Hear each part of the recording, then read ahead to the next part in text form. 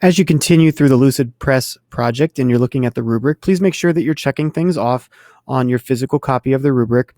And it should be easy to do most of the things on there.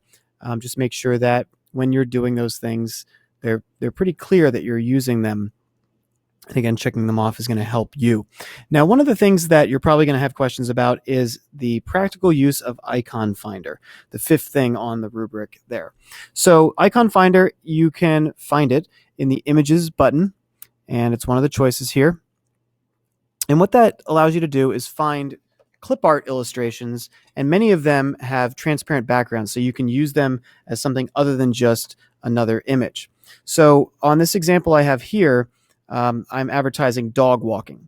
So I'm going to search in Icon Finder for dog bone.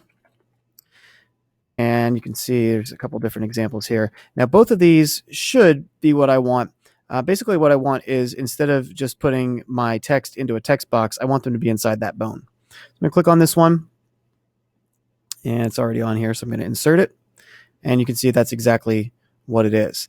Now, I can take this and I'm going to resize it, and I'm going to rotate it a little bit,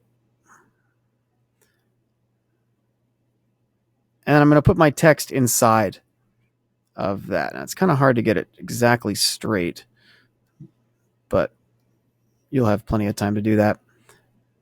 And I'll just put that inside the bone, and I kind of wish it were white, but maybe what I'll do to make that look a little bit better is change the color of my text rather than the color of the bone.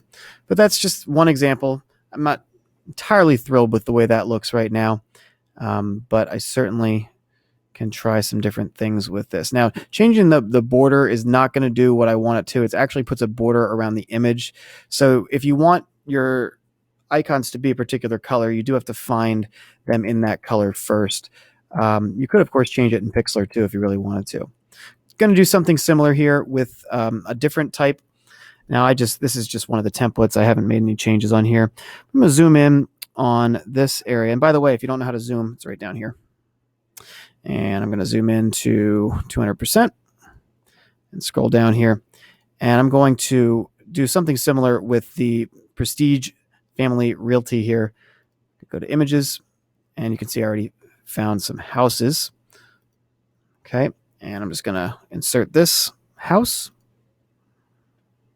and resize that. Now, remember, when you're resizing, use the corners, and if you hold Shift, it'll keep the same proportions. If you don't hold Shift, you'll end up with an image that's all out of proportion. And if that's what you like, I guess that's fine, but usually looks pretty bad.